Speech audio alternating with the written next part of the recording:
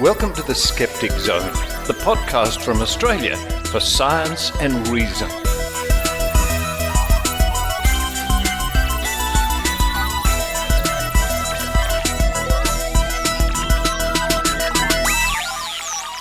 Yes, it's the Skeptic Zone podcast. Were you expecting something else?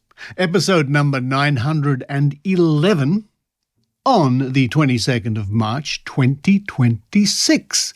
Richard Saunders coming to you here from Sydney, Australia. And I know you're just waiting to hear the weather report. Yesterday afternoon we had a terrific thunderstorm with lots of hail. Luckily, not in this particular part of Sydney, but other parts of Sydney really copped a big storm sweeping through. And that's a bit strange for early autumn, but there you go. Coming up on this week's show, Woo Watch. We're going to be watching more woo with reporter Kate Thomas. And once again, I travel to Kate's new studio, which is looking fabulous and sounding fabulous. And we talk about going to the GP or not going to the GP. When you go to a specialist and you get your results, or the specialist has your results and sends them to your GP, normally the GP or the GP's office will alert you, and you make an appointment and you go in and the GP will discuss your results with you. This has happened to me many times over the years for various ailments, broken bones, what have you. And I don't know what it's like in your particular country, but I would imagine it's not too dissimilar. Well, Kate's going to discuss a case of somebody making a rant about this, saying that she doesn't have to go into a GP to review her results. The results should be just sent to her regardless, and that way she can save money by not going to the GP. An interesting case study. Find out more with Kate Thomas at the top of the show, and we're also going to discuss Kate's podcast, which is going very well at the moment, very well, and she's starting to branch out and do more interactive things and live events. It's really great. Following that, it's You Can Count on Adrienne with Adrienne Hill. Hello, Adrienne, over there in Skookum Studios in Canada. Adrienne hooked up with Susan Gerbic in Salinas, California, to discuss Susan's latest updates into her psychic investigations and psychic stings. No, Susan is not psychic. Her investigations are of people who claim they are psychic, and in some cases are so obviously not psychic and just crummy cold readers, and in some cases they are hot readers, which means we strongly suspect they have information before the reading about the sitter. Also, Susan will give Adrienne an update on the latest statistics from Guerrilla Skepticism on Wikipedia. And if you'd like to help out, if you'd like to become a Wikipedia editor, keep listening to find out how you can do that. Then to round off the episode in the TROVE Archives, we're going to be looking at references to the Patterson-Gimlin Bigfoot film from 1967. And why are we doing this? Well, just recently a documentary came out, and the skeptical community cannot wait to see it. Our good friend Dr. Angela Matkey saw it at a preview at a film festival, and it seems, from all the reports I'm hearing, it just blows apart the famous Bigfoot video. You're probably aware of this video. Bigfoot strolling along through the forest, and as it lopes along, it looks behind it, over its shoulder at the cameraman, and then keeps walking along. Well, this has been cited for 6 decades as one of the best pieces of evidence for Bigfoot. You know, okay, from the skeptical community's point of view, it's, and we have a great expression here in Australia, it's duh, which means, yeah, of course, we've known about this for a very long time, but it's creating a real stir in the Bigfoot community. And it's fascinating to see some of the videos coming out. There's sort of two camps. The first camp of Bigfoot investigators are saying, look, you know, it seems it's a hoax. We just have to wear it. You know, we'll cop it on the chin. We'll have to accept this and move on, really. And the other camp is saying, oh, it's impossible. This movie's been analysed by experts. We know it's real. We know it's real. And they've given the Bigfoot a name, Patty, Patty. Because the costume appears to be that of a female creature. It's just fascinating to see the Bigfoot community divided like this. And it reminds me of when, a year ago, best part of a year ago, I guess, some people went to the Antarctic with a flat Earth believer to show the believer or believers that the sun in the Antarctic is up 24 hours a day, which they've always claimed would be impossible on a flat Earth. And when they saw it, they had to admit, yes, it's true, the sun really does stay up in the sky for 24 hours. And at least one of them has said then that's changed his mind. But the rest of the flat Earth community, of course, have disowned this person and ridiculed him because to some of them, it's their business. It doesn't matter what happens. It's the business is to promote flat Earth because that's how they make their living. Or two, they believe it so vehemently, so firmly, that it really doesn't matter what evidence comes along. What a fascinating thing. I've often thought over the last 20 years that skepticism has more to do with psychology than scientific investigation, but that's another story. Anyway, I digress. We can find out what newspaper items from here in Australia and in the United States had to say about the Patterson-Gimlin Bigfoot film from 1967. Now, here's some news closer to home. Don't forget we have Noticon, the convention that's not a convention but is a convention, sort of, in July this year here in Sydney with the Skeptic's Guide to the Universe rogues and special guests, including our own Dr. Karl Kruszelnicki. And the exciting news is, and details are coming very soon, hopefully by the next episode, there are a series of scholarships. And these are for students in secondary and tertiary institutions here in Australia. I guess here in Australia, the scholarships will cover ticket prices or part thereof, not travel and things like that. Anyway, that's very exciting. I hope to give you more news about that next week. So if you're thinking of coming to Noticon and you're a student, there may be a way for you to get one of these scholarships. Very exciting. But regardless, go to skepticzone.tv, scroll down. The site's been redesigned, but you should see the link for Noticon to find out more. A big shout out to my friends in Melbourne, to especially Dr. Steve Roberts, a true and amazing friend over many years. I'm thinking about you at this time, you know why. And to my other wonderful friends in Melbourne, even if you're a little bit in the wars at the moment, I hope that things can improve for you. And we all deserve a better sleep. That's for sure, especially in this humid weather. Oh, well. Now it's time for me to run downstairs, and I'm going to have a very special thing, because I'm going to have to run downstairs and jump onto the bus and go to another suburb. I'm not going to jump into my car, because the price of petrol, gasoline here in Australia, and I'm sure it's the same case where you are, is skyrocketing, and we have to curtail a lot the use of the personal car. I'm going to be relying on public transport quite a lot. Anyway, I'm going to go to a local suburb called Burwood, and I'm going to find a store which sells a very nice frozen yogurt. You serve yourself and you top it up with sprinkles and bits of chocolate and all sorts of things. It's a wonderful thing. It's called Yochi. If you're interested, Yochi. I'm going to do that. Well, I do that and hopefully come back for the end of the show. I hope you enjoy The Skeptic Zone.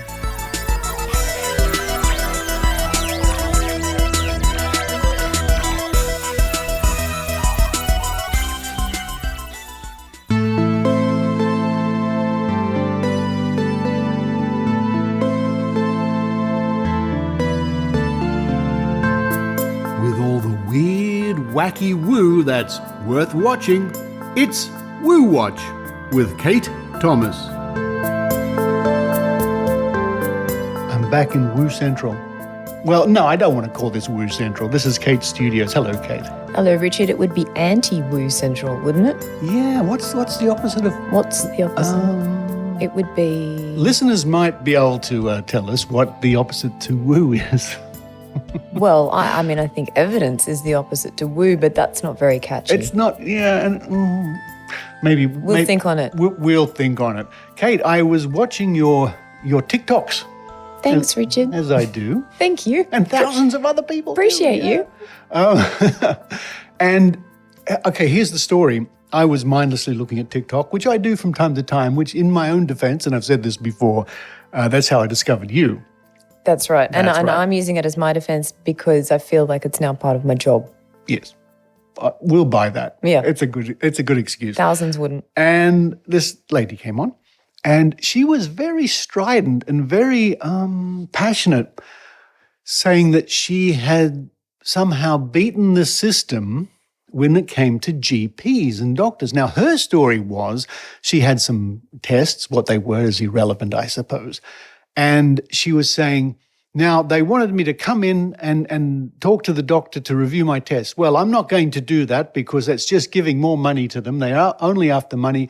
And so I rang up the practice and I said, you'll send them to me. And it's like, nyeh, nyeh, nyeh, nyeh.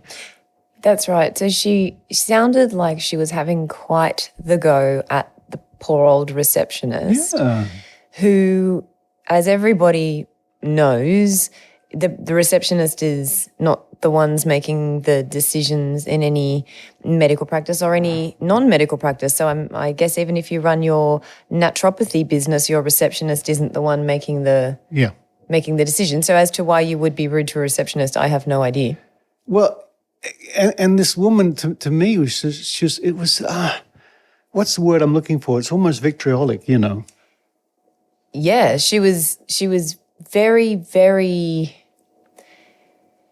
urgent in her proclamation that this happens to millions of, I think she said millions of women.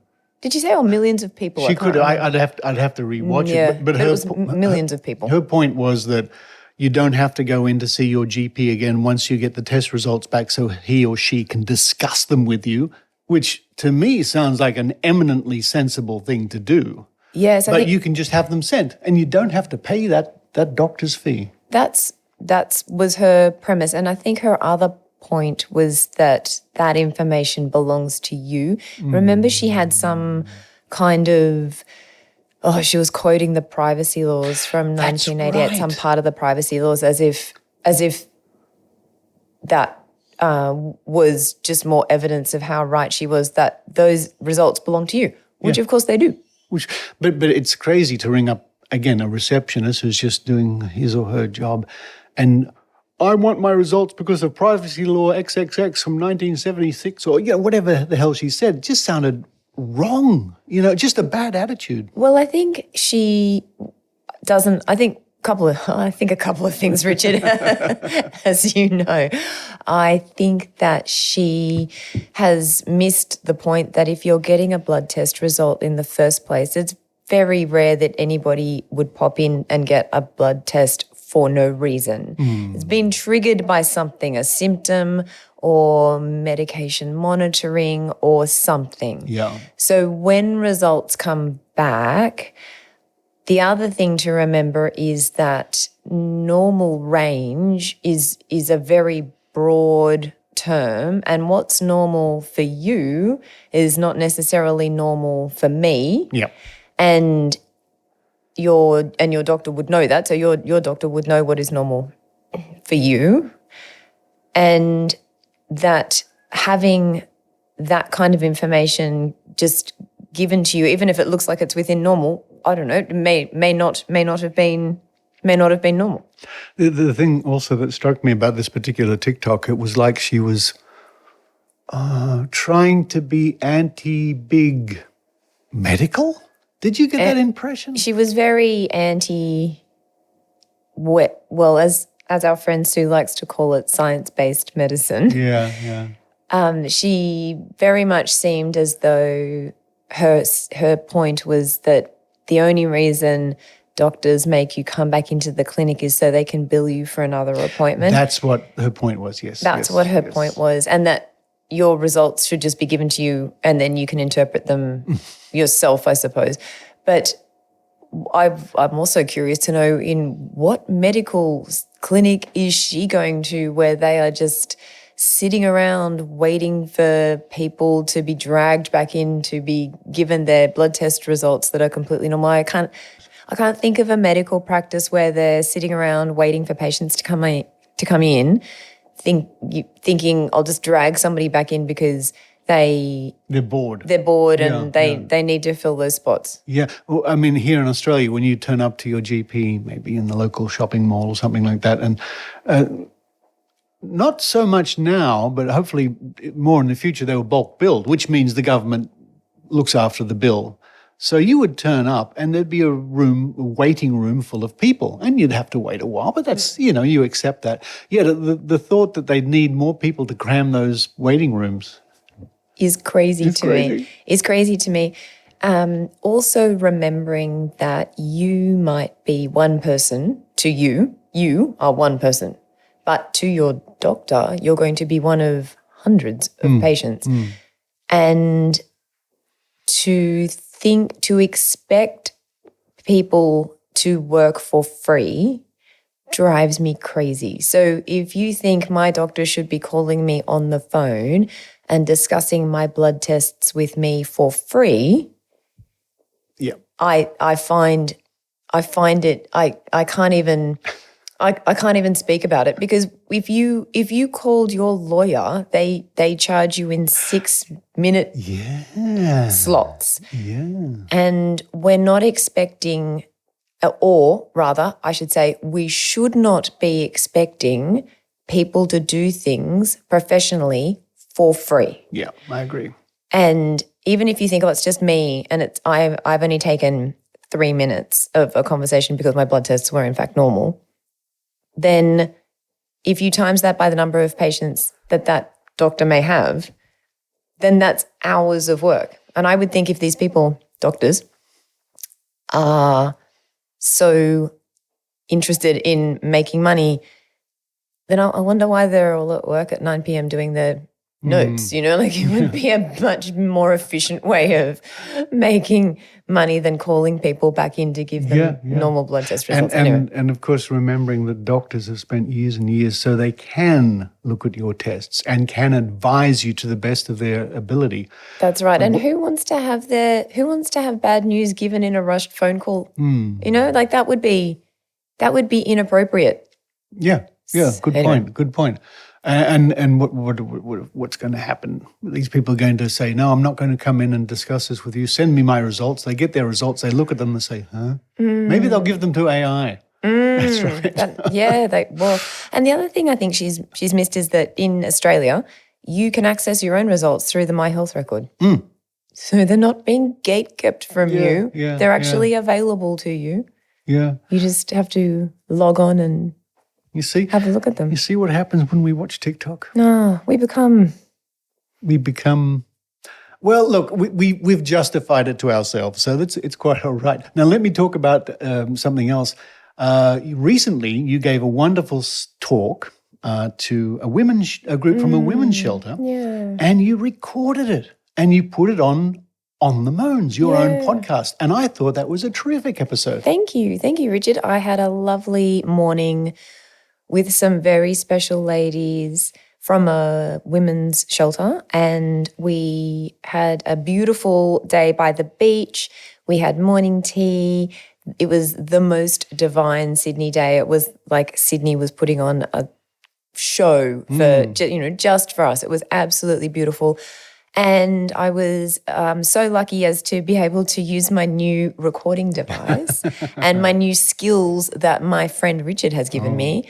And I was able to record a little bit of it, and it sounded really, really good once Richard had mixed it properly. Well, it'll come. I mean, yes, thank you for letting me have at it.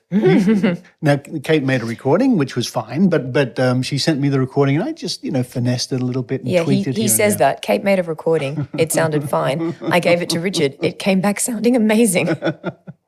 But the point is, it was a really interesting show. And the show, if I'm not wrong, the show before that or two shows before that, you had interaction. You had listeners sending you questions from Africa and all sorts of places. My friend from Nigeria. Yeah. My friend from India. My friend from America. Yeah. And my friend from Ballarat. Isn't it great that people, women especially, are listening to you from all around the world? Well, I think it really just goes to show that humans are just not that much different from each other. So even though we may carry different passports, actually biologically we are, I think the statistic is something like 3% different. Mm-hmm. So the look of people and so all of the differences that you see, there's some tiny proportion of how different we are. Doesn't affect how the liver works, for Does example. not affect how the liver works. Right. Does not affect how, no. So I think that it really, if we just kept that in mind a bit more, I think that's probably everybody good advice. might be a lot happier. Now, listeners, you can hear Kate's podcast, which is terrific, and she's going gangbusters and her skills are just improving so well. It's called On the Mones. On the Mones, because I got on the Mones, as in hormones, not whingy. I've always been whingy. So Mones. And you can see the link in at the Skeptic Zone homepage, skepticzone.tv, which I've just redesigned, by the way. Fancy. And I tell you what I did. I mean, the Skeptic Zone homepage has been the same for the best part of 2 decades. It's worked, it's just gone through. And I thought, the other morning, because you think these things, I thought, I wonder what would happen if I redesigned it a little bit. Okay, so I pulled up an AI and I just told the AI what I wanted and it built it in the next panel. It's amazing. And I said, okay, that looks good. Try putting this here. And it did it. And I said, what if I did this and put this menu item here? And I was gobsmacked. What program did you use? Claude. The new one. Oh. Everyone's talking about it. Everyone's talking about it. I need to get you to show me. And then, like the audio, once I had the final code, I went in and tweaked it a lot. Put this here and made that color this different or just to my tastes and whatever. But yeah, listeners, if you go to skepticzone.tv, you can see the new look Skeptic Zone webpage. So wonderful. Yeah. Kate, what a pleasure it is to be back in your studio. I like your studio. I get coffee and bubbly water when I come to your studio. And the little dog. And hello. Oh, sound asleep on the couch over there. Yeah, he's had a big day. You might think you're tired. You're never as tired as a dog who has slept the entire night. It's tough. It's on a comfortable couch. Mm-hmm, mm-hmm. Kate Thomas, thank you very much. Nice to see you, Richard.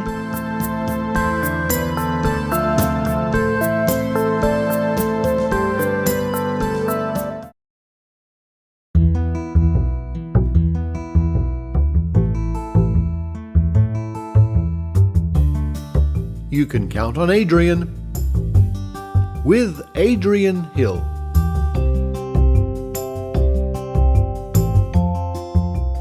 Hello, everyone. This is Adrienne Hill from Skookum Studios in Calgary, Canada. And I'm here talking with my good friend, Susan Gerbic. Hey, Susan. Hi, Adrienne. I'm coming to you live from Catnip Corners in Salinas, California. And I'm guessing it's a little warmer there than here. Oh, it's beautiful out. Oh my gosh, it's springtime. Yeah, not here. We've got cold temperatures and snow, of course. So you've been up to lots of things as usual. Can you talk about your most recent article in Skeptical Inquirer? Thanks, Adrienne. What was just released was Operation Banana Cream Pie, and it's in Skeptical Inquirer online. So we'll ask Richard if he'll put that in the show notes so people can read it. It is a little long because it's kind of detailed. But it was my attempt to catch a person who was hot reading. And we did not, well, I don't really want to blow it and tell you what actually happens, but we learned a lot of things. I put together a team of people. We put together a fake Facebook account, and we baited her with the information, bought out a 6-person reading. It was just us, 6 people, and her. Well, I wasn't there in person because I can't actually be on screen anymore. I'm too known to the psychics out there. But I was watching it live. And what happened was something that we could absolutely not have predicted. It was phenomenal. So I'll let you guys read the article. But what happened afterwards was the most interesting thing. This is a low-level psychic, somebody who talks big, like she has this giant clientele, and that she's, just big deal. And that was part of the problem, is I listened to what she was saying, even though I knew in my mind this person wasn't a known person. I mean, her name is Suzanne Wilson. Nobody's heard of her. She's called the Carefree Medium because she's from Carefree, Arizona.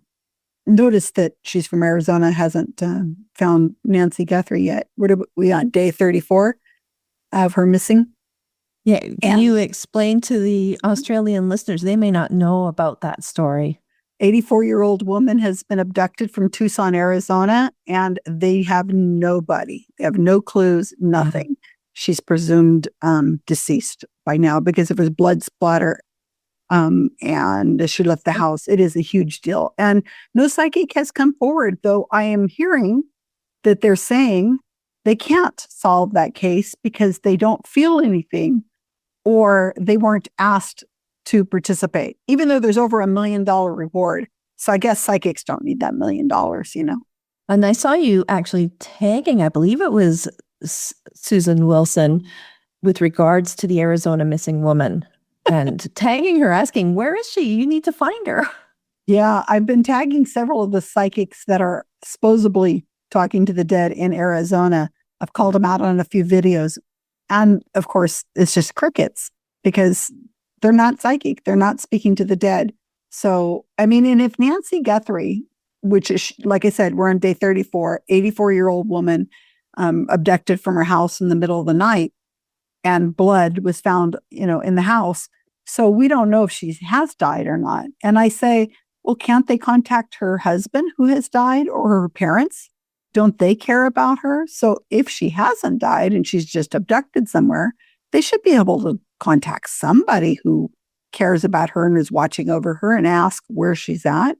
I mean, what kind of black-hearted, evil people would have the power to communicate with the dead, but don't want to do it because they weren't asked and they don't need the money? Okay, well, donate it. But it doesn't work that way, Susan. Nobody tells me how it really does work. Isn't that funny? They're all talk, no go. I mean, John Edward, I believe, has said he can't help because they haven't asked him. This family is begging for anybody to help. And if he knows, he just can't be bothered. I mean, come on, John Edward. How many islands do you own now? I mean, you got enough money? Well, why don't you could get rid of that biggest douche of the universe moniker that the South Park gave you just by finding Nancy Guthrie. But, maybe you like being called the biggest douche in the universe. I don't know. John Edward, what's up with that? What happened is after the sting with Suzanne Wilson went down, and you could read about it in the article, I was able to go public with the videos that I had found of her hot reading. I was able to put those out on my YouTube channel, Psychics Explained, so people want to check that out.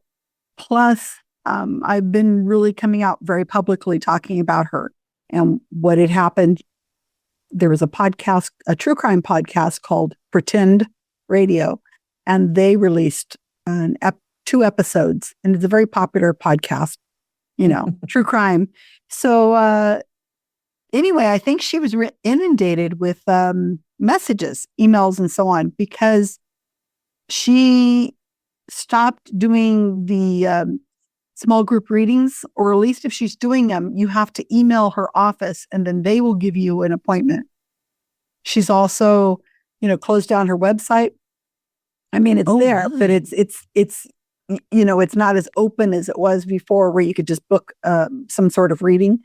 She has come out with all kinds of videos talking about the evil skeptics and how we're not really skeptics, we're cynics, organized skepticism, and just bad people, and that we're not ethical, and we're basically calling them crooks. And anyway, she's had a pretty nasty reaction, which was really wonderful. So I know she canceled one of her readings that was a $1,400 6-person reading because somebody we know had was in that reading that was upcoming in, I think it was late February.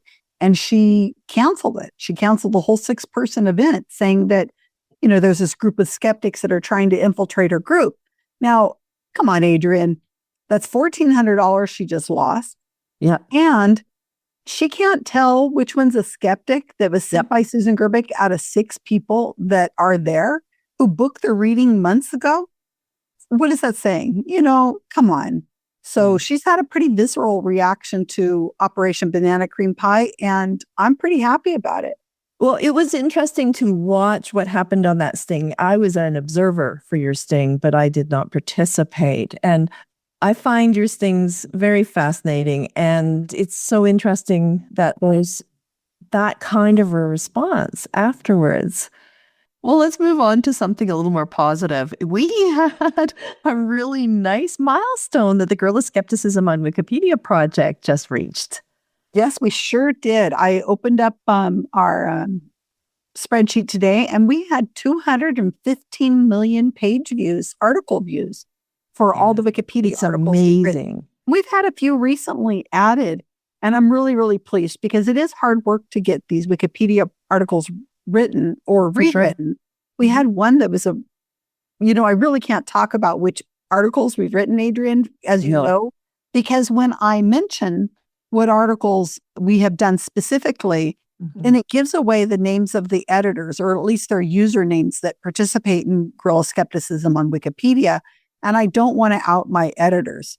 So I can only say that we have been recently working on articles related to autism world and RFK Jr. and history and some promise. Oh my gosh, Black History Month. Wonderful article written about a regiment associated with Black History Month. And there was also another article released in the last couple of days for a doctor, a pioneer doctor in Edmonton. And he was one of the first people in Edmonton to have an X-ray machine. I didn't realize this, but he had to crank the X-ray machine for 20 minutes to get an X-ray. Can you even imagine? It's a workout. Yeah. And we've come a long way. These articles are getting written and they're getting maintained, and we're keeping the vandalism off, and we're doing a really great job. But, doing what we can. We can always use more editors, though. Oh my gosh. I need editors so bad. We train, and as you know, and it can take about 4 months for the average person. And not looking all done, right? Yeah, it's all done over Facebook and a secret cabal. I do all the training, and I am not busy enough training. Put it this way, I could easily be 10 times busier because it's a self-paced training course, and they have certain areas where they would ask me questions or, that kind of thing. But we badly need editors. And how can one become an editor, Susan?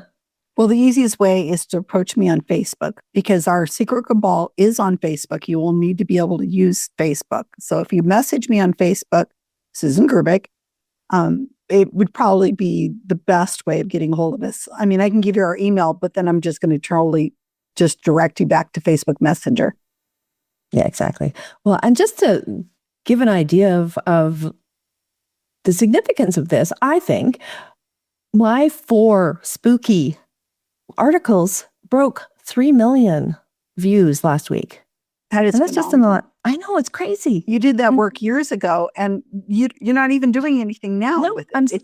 They're just sitting there getting views. Yeah, well, I update them occasionally when new information comes out, but it's phenomenal. Adrienne, you had shared with me the other day that you were watching, was it a TikToker or somebody on Instagram who's using Wikipedia? On YouTube. Yeah. No, it was Instagram. Yeah, it was Instagram. You're right. It was a short. Yeah, not using our Wikipedia articles necessarily, but tell me about that, because I thought that was fascinating.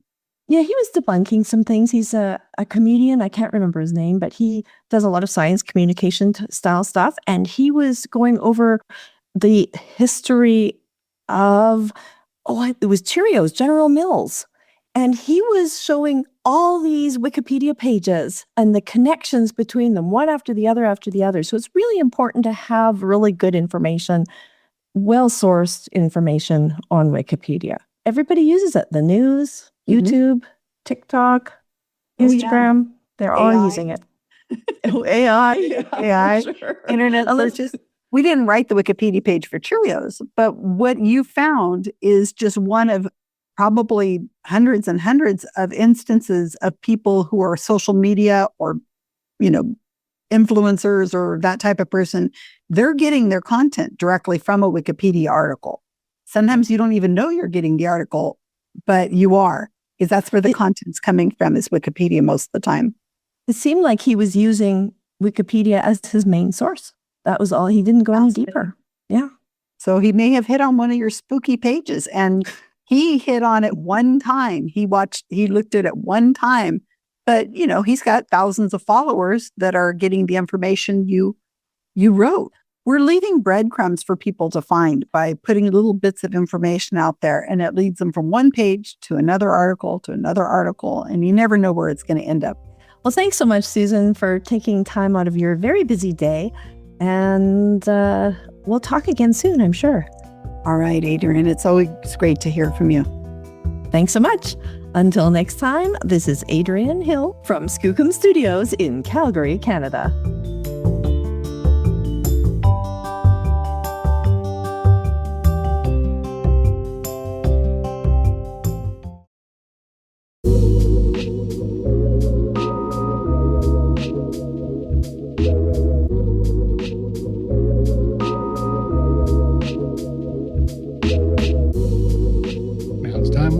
Go back to those archives from Trove at trove.nla.gov.au and some other resources from around the world to look for interesting items for skeptical analysis and review, and to see what people in history had to say about various topics. Now, recently there's been a lot of buzz about a new documentary called Capturing Bigfoot. This was shown at a movie festival a couple of weeks back, and our good friend Dr. Angela Mackey actually went to see it. And she said it's very good, and it, by all accounts, just exposes the Patterson-Gimlin film as being a hoax. Now, this is the famous film, you probably know of it, where a Sasquatch, a Bigfoot, is strolling along through the woods, loping along, arms swinging. It looks back at the camera, then continues going. It's not very long, but this has been cited for, 60 years as the best proof of Bigfoot. Now, if we apply Occam's razor to this and look for the simplest explanation, the simplest explanation is it's a guy in a suit. The more complex explanation would be it's a real Bigfoot, which would mean there must be at least a breeding population for the gene pool. It would mean after 60 years there should be by now more evidence, even if it's a tuft of fur, a bone, a tooth, something like that. And with thousands of people over that 60-year period out in the woods hunting the Bigfoot, by now you would suspect, you would expect that positive evidence would be forthcoming. It has not. Now, I've been very keen to see this documentary, and about a week ago it was rumored to appear on the Plex streaming service, and indeed there was a page, or there probably still is on Plex, saying release date 19th of March. Well, the 19th of March came and went, and the documentary on Plex was as elusive as Bigfoot itself. However, we can use this opportunity, this excuse, to look through Trove and other resources to find out what has been published over the years. Now, before we jump into the newspaper archives, let's have a quick look over at Wiki. Capturing Bigfoot, 2026 documentary. Capturing Bigfoot reports new information about the often cited 1967 film clip purported to show a walking Bigfoot, known as the Patterson-Gimlin film. And that's Gimlin is spelt Gimlin. And the men who filmed it, Roger Patterson and Robert Bob Gimlin.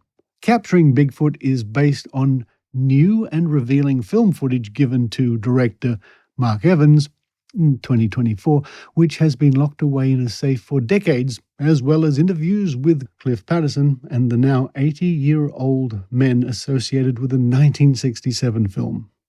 The documentary centers on the personalities of Roger Patterson and Bob Gimlin, who claimed in 1967 to have 57 seconds of footage showing a Bigfoot walking through a wooded area in Northern California.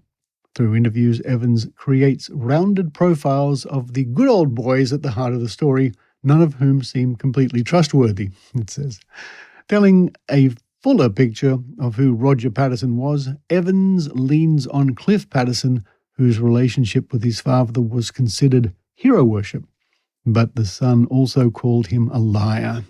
The end of capturing Bigfoot, Evans shows the recently found footage of Patterson and Gimlin rehearsing. I think you can imagine why the skeptical community is very keen to see this documentary, as well as the Bigfoot community, I've noticed online, some of whom are prepared to see it and then make a judgment, but many of whom have already written it off as either another fake, which is ironic, or something like artificial intelligence, AI video. Now, if we look at the wiki entry for the Patterson-Gimlin film itself, let's see, the Patterson-Gimlin film is a 1967 American short motion picture created by Roger Patterson and Robert Gimlin that depicts an unidentified subject that the filmmakers stated was a Bigfoot. The footage was shot in 1967 in California, Northern California, and has since been subjected to many attempts to authenticate or debunk it. And I will add a link in this week's show notes to the film itself, which is, very easy to find. And once you have a look, I'm sure you'll recognize it. It is, without doubt, the most famous artifact from the Bigfoot era. Now, when I do a search here in the Trove Archives, I never know what I'm going to find. And this is a good example. This is from the Newcastle Sun, dated the 10th of December, 1949. Okay, so I put in my search criteria Bigfoot and Patterson, as it turns out, hoping to find some references to the film in the media. And this is the first, or one of the first results. Women's feet are growing. Sydney. While the average Australian woman's feet are growing bigger, only 1 in 10 shoe manufacturers worry about catering for really big women. In Britain, Mrs. Phyllis Crone, a Yorkshire housewife who wears size 9.5 shoes, has formed the Association of Women with Large Feet in an effort to attract the attention of shoe manufacturers to the needs of bigger and taller women. Well, fair enough too. Absolutely. Couldn't agree more, but it's just funny that this would come up when I'm searching for the legendary creature of Bigfoot. Here's why. Secretary of the Boot and Shoe Manufacturers Association, Mr. J. Patterson, said he was familiar with the complaint of the big women.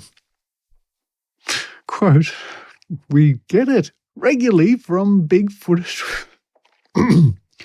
Quote, "We get it regularly from big-footed women and from the very tiny-footed ones too," end quote, he said. Quote, "I'm no expert on women's feet and cannot comment," end quote. A spokesman for one of the few firms in Sydney, which, remember this is 1949, a spokesman for one of the few firms in Sydney which does make shoes for big women, said that his firm made all its models in American fittings up to size 10, all smaller styles up to size 11, and some up to size 13. Quote, "We usually sell them all at the same price and don't penalize the large woman," end quote. He said, quote, "It usually means 3 feet of leather instead of the usual 2. The big woman can't expect to carry her chassis on a Cinderella shoe. It must be solid and reinforced to carry the weight," end quote. I reiterate, This is 1947. And now here's the Canberra Times. And it's dated, the 26th of December, Boxing Day, in 1982. And this is in the form of a book review, checking out The Bigfoot Legend. The Bigfoot Casebook by Janet and Colin Board, B-O-R-D. Granada, 254 pages, priced at $26.95. And this is reviewed at the time by Peter Kay. Fear, fascination, and skepticism are always associated with stories of missing linked creatures like the Himalayan Yeti and the North American Bigfoot. Here are two books that take different approaches to the man-beast enigma. The Bigfoot Casebook is science fact. Brother Esau, E-S-A-U, is science fiction. So we'll concentrate, I think, only on the first one, the Bigfoot Casebook.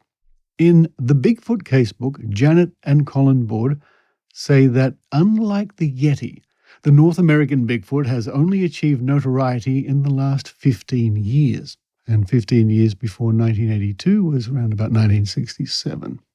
But they say sightings of this huge, hairy, human-like creature go back to at least 150 years and far exceed the number of sightings of similar creatures in the Himalayas. Big feet have been seen all over the North American continent, from Alaska to Florida. Or is it Bigfoots? I wonder which is correct, Big Feet or Bigfoots. If the creature is called Bigfoot, then surely the plural would be Bigfoots. People can discuss that amongst themselves at recess. The book provides a roundup of more than 1,000 sightings from the beginning of the 19th century to the present. The most interesting reports are considered at length, while others are included in a chronological list of sightings at the end of the book. One of the earliest reports in Arkansas in 1851 told of two hunters who saw a herd of cattle being chased. The pursuer was, quote, an animal bearing the unmistakable likeness of humanity. He was of gigantic structure, the body being covered with hair and the head with long locks that enveloped the neck and shoulders. The wild man, after looking at them deliberately for a short time, turned and ran away with great speed, leaping 12 to 14 feet at a time. Maybe it was a kangaroo. His footprints measured 13 inches each. In the early days, most sightings were made by hunters and prospectors in wilderness areas. But with the encroachment on these areas of human settlements, more sightings have been made by people in their own backyards. Now, that would be an interesting sight. Imagine just going out to hang out the washing. The remarkable thing about these reports is their consistency. Details of the creature's characteristics and behavior vary little, even though the sightings are often many years and thousands of kilometers apart. Moreover, many witnesses have submitted to hypnosis and lie detector tests, and the results generally support their stories. Well, there you go. Proof positive. Most reports suggest that big feet, there's that word again, most reports suggest that big feet are not violent towards humans. Maybe they like the help with the washing. And despite their enormous strength, would rather run than fight. However, in Alaska in 1943, a Bigfoot was said to have killed a man. Maybe it was the smell. There are several stories of big feet abducting humans. The best-known case is that of Albert Otzman, who was kidnapped while prospecting in British Columbia in 1924 and lived for several days with a Bigfoot family before escaping. The boards and other experts believe that Otzman's story, though fantastic, is true. Really? I've got a harbour bridge to sell them. One of the most important events in the Bigfoot saga was in 1967, when Roger Patterson filmed a female Bigfoot at Bluff Creek in Northern California. He took casts of the creature's footprints, which were 36 centimeters long. And that is about, looking at my converting calculator here, 1 foot, 2 and a bit inches. As the boards put it, quote, the Patterson-Bigfoot movie has never been systematically studied by a group of scientists with expertise to pronounce on its validity, end quote. Those scientists who have studied it are puzzled. If it is a hoax, they cannot see how it was done. It's a guy in a suit. How it was done? They cannot see how it was done. The alternative explanations for the Bigfoot phenomena are hoaxes, hallucinations, and cases of mistaken identity. And what about just storytelling? Where's that? They seem to have left that out. A large number of sightings, however, do not fit any of these explanations.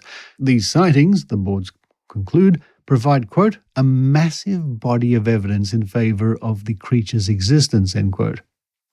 When was this written again? 1982. 44 years ago. You would think by now. And the rest of the review here is covering the other book. I think one more here, and this is from the United States, the Mount Airy News, AIRY,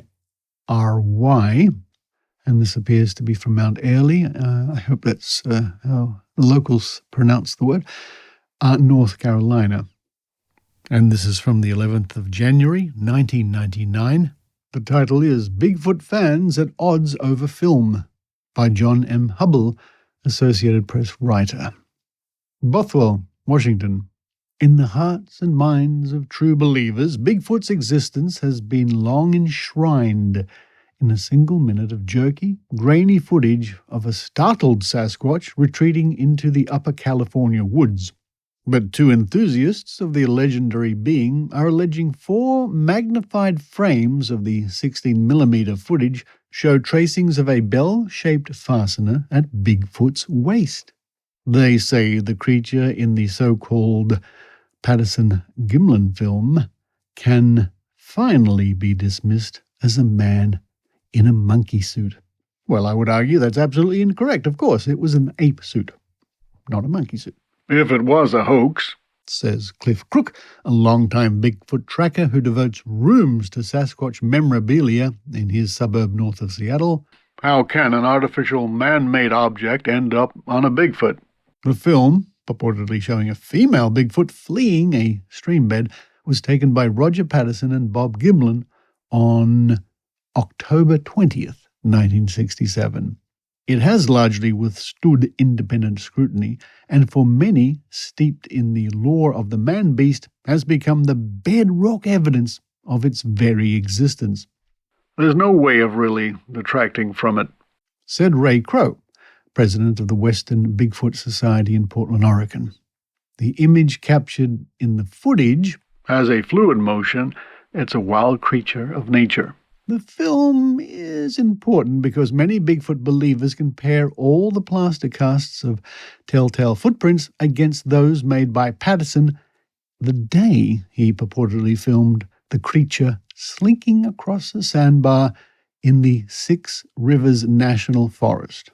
And just under this paragraph is a photograph here, credited to the Associated Press, of a man with 2 huge plaster casts of feet, one comically huge. I see. I think he's holding up his own foot, maybe, and comparing it to a big foot, which is very big indeed. No comparison.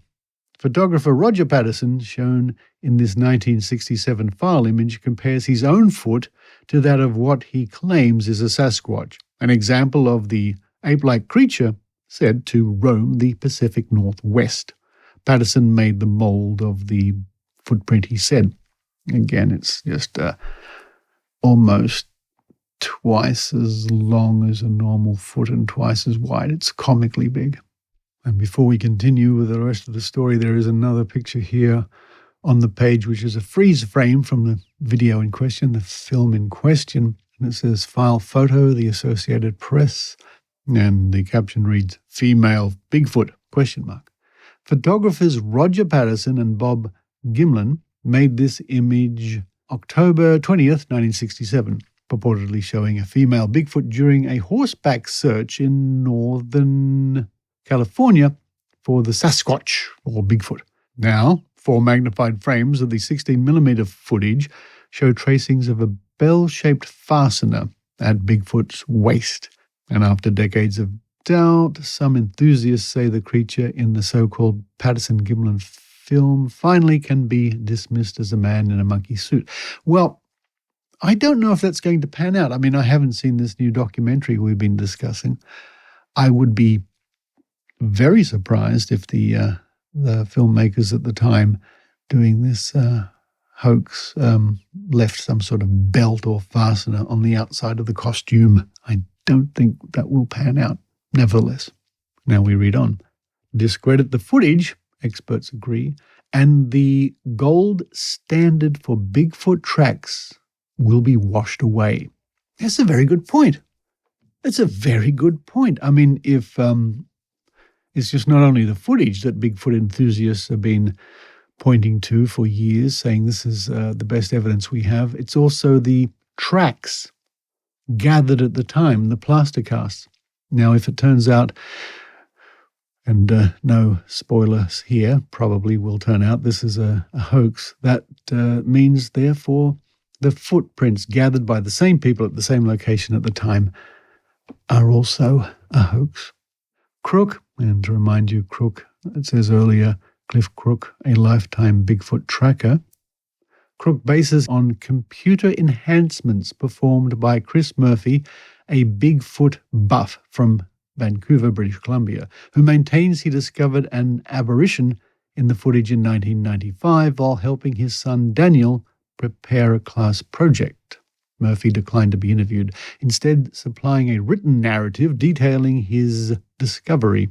According to that account, the Murphys used a color photocopier to duplicate a frame from the Patterson film. Zooming in again and again, Chris Murphy became suspicious. I think this might be a case of image artifacting, clouding the issue here. To him, something geometric, vaguely the shape of a bottle opener, seemed to take shape at Bigfoot's waist. Murphy maintains that 4 sequential computer-scanned frames of the film show the object in different positions, as if it were swinging. He theorizes something is cinching the Sasquatch costume in place. Murphy made a clay model of the object and gave that and the enlargements to Crook, a charter bus driver transfixed by Sasquatch stories since 1957. That's the year he made a camping trip with teenage friends on Washington's Olympic Peninsula that ended with telltale signs of a Sasquatch encounter, a rustling of the brush, a throaty growl, and an ever-worsening hallmark musk. I've been to parties like that. Decades after, at 58, spare rooms in his home are dubbed, quote, Bigfoot Central, end quote, stuffed with photos, plaster casts, and maps, dotted with push pins that chart Sasquatch sightings. Now this hoax assertion is giving rise to a howl that would make a Bigfoot proud. Longtime enthusiasts smell a deserter. One recent email was typical of the incredulity Cook's allegation of a costume fastener is up against. Quote, Cliff, Cliff, Cliff, end quote, it scolded. Quote, that's matted feces, end quote. Quote, there are 2 witnesses and there are footprints, end quote, said Renee Dahinden, a Richmond, British Columbia researcher who shares the film's copyright. Quote, we never had anything like it previously and anything like it since, end quote. Dahinden, 68, discounts Murphy as an amateur. Quote, he wasn't involved in this until 1993, end quote, Dahinden says. Quote, he couldn't spell the name of Sasquatch before that, end quote. Grover Krantz, a Western Washington University anthropology professor and Bigfoot expert, also believes firmly in the old footage. I fully accept the Patterson film, Krantz said. If there was a fastener, it could not be seen in the enlargement. The film grain is such that it cannot hold an image of something that small. The truth of the Patterson-Gimlin film remains as elusive as Bigfoot itself. Enthusiasts such as Krantz and Crow see the film as a building block for their faith, and the faiths of Crook and Murphy endure in spite of it. Crook knows that, in dissent, he and Murphy are, quote, far outnumbered. There's a few broken friendships because of this, Crook said. I just figured this is a search for the truth. When it becomes something different, that's when I should stop. Maybe Bigfoot will one day view the film, Crook figures, and offer its own disapproving grunt. There's just too much evidence that these creatures do inhabit certain areas out there. Crook said, ever sanguine. Even though the Patterson film is a hoax, it doesn't mean Bigfoot doesn't exist.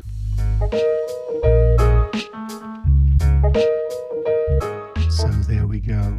Now this I'm recording sometime in advance of this episode going out.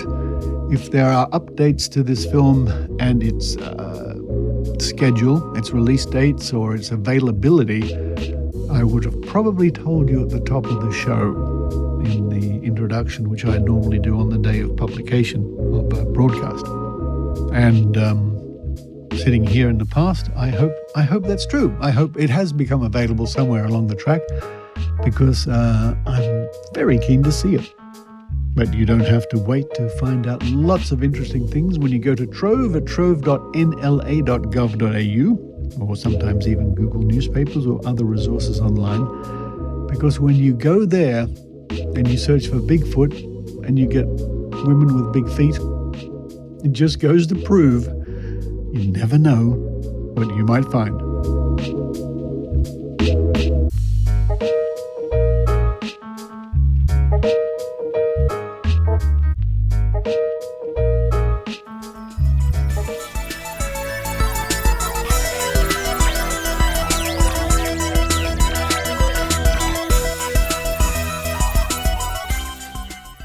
Thank you for listening to the Skeptic Zone podcast, and thank you to those people who help the Skeptic Zone via PayPal or Patreon.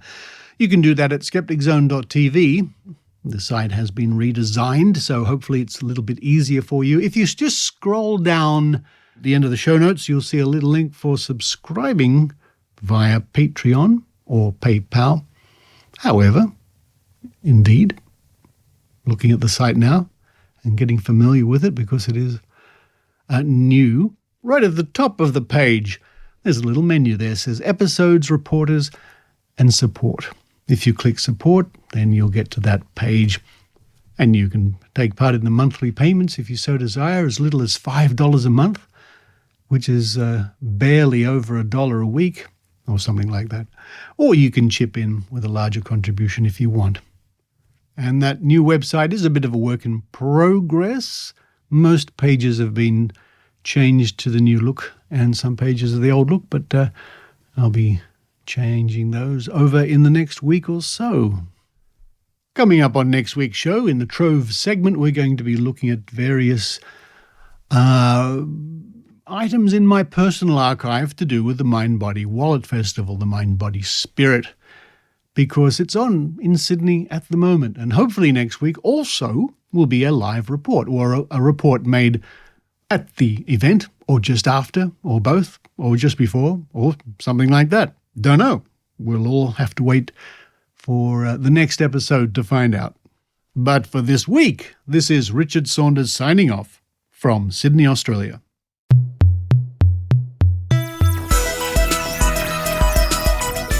You've been listening to the Skeptic Zone podcast. Please visit our website at www.skepticzone.tv for episodes and show notes with links going back to 2008. You can follow the Skeptic Zone on Facebook, X, TikTok and YouTube by clicking the links at our homepage, together with links to support the show financially via Patreon or PayPal.